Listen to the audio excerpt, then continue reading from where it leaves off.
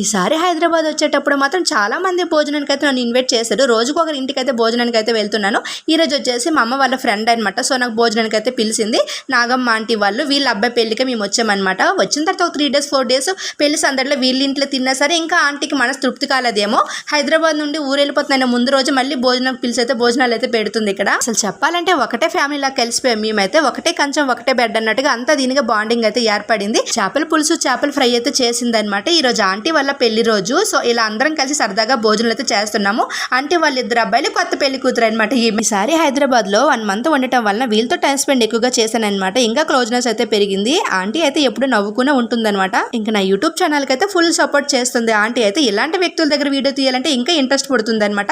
So మీ అందరికీ కూడా hi and bye చెప్తుంది అనమాట. ఇంక నేను ఇలాగా వీడియో తీసుకుంటూ మీతో మాట్లాడుకుని ఉంటే ఇంకా వాళ్ళందరూ ప్లేట్లో రైస్ తరిగిపోతుంది కానీ నా ప్లేట్లో అయితే రైస్ తరిగిపోదు. సో నేను కూడా ఇంకా భోజనం అయితే స్టార్ట్ చేస్తాను. Thank you for watching. Bye bye.